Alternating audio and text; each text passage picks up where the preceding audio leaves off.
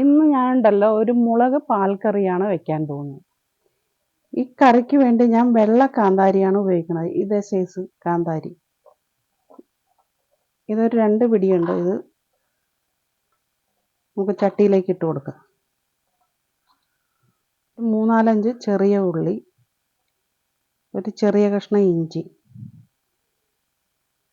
കുറച്ച് പുളിവെള്ളം. ഇത് 2ാം പാലാണ്. ഇത് കൂടെ ഒഴിച്ചു കൊടുക്കാം.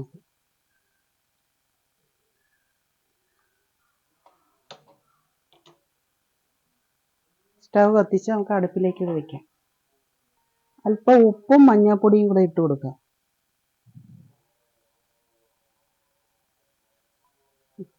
അടച്ചു വയ്ക്കാം.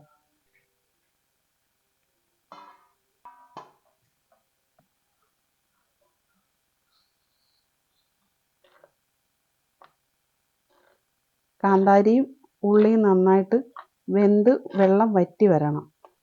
ഇത് നല്ല എരിയുള്ള കാന്താരിയാണ്. എൻ്റെ വീട്ടിൽ തന്നെ ഇതുണ്ടായതാണ്. ഇത് പച്ചമുളക് വെച്ചും ഉണ്ടാക്കാം. ഇത് ഞാൻ നേരത്തെ തൊണ്ടൻമുളക് വെച്ച് ഉണ്ടാക്കിയിട്ടുള്ളതാണ്. ഇപ്പം കാന്താരി അധികമായിട്ട് ചെടിയിൽ നിന്നുകൊണ്ട് ഇത് കാന്താരിയിൽ ഉണ്ടാക്കി നോക്കുകയാണ്. രണ്ടിൻ്റെ ടേസ്റ്റ് എങ്ങനെയുണ്ടെന്ന് അറിയാൻ വേണ്ടിയിട്ടാണ് ഇത് കാന്താരിയിൽ ഞാൻ ഉണ്ടാക്കി നോക്കുന്നത്.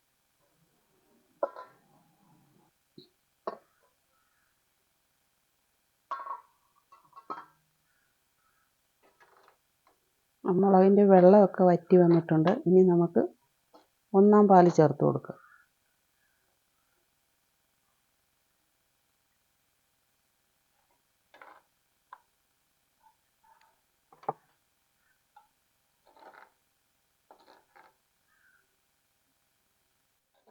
തലപ്പാൽ ഒഴിച്ചതിന് ശേഷം അധികം തിളയ്ക്കാൻ പാടില്ല. നമുക്ക് കറി ഇറക്കി വയ്ക്കാം.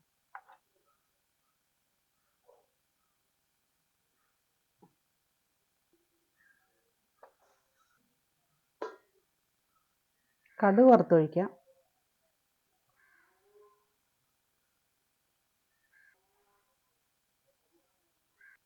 എണ്ണ ചൂടായി വന്നിട്ടുണ്ട്. ഒരു നുള്ളു ഉലുവ ഇട്ട് കൊടുക്കാം.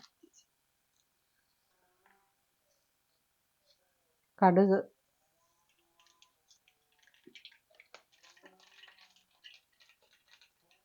ചെറിയ ഉള്ളി അരിഞ്ഞത്, വറ്റൽമുളക്,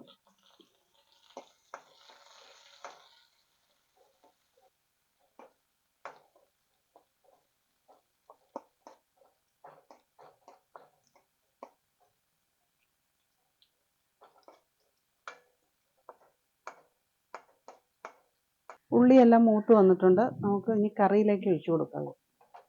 ഉലകത്തിൽ ഒരേയൊരു സ്വർഗം, അമ്മയുണ്ടാക്കിയ വീട്ടിലെ ഭക്ഷണം. Kerala food market, Kerala food market, Kerala food market കനപറ്റ്. പുതുതാകുന്ന രുചിയുണ്ട, പുതുതാകുന്ന രുചിയുണ്ട, പുതുതാകുന്ന രുചിയുണ്ട, പുതുതാകുന്ന രുചിയുണ്ട, പുതുതാകുന്ന രുചിയുണ്ട.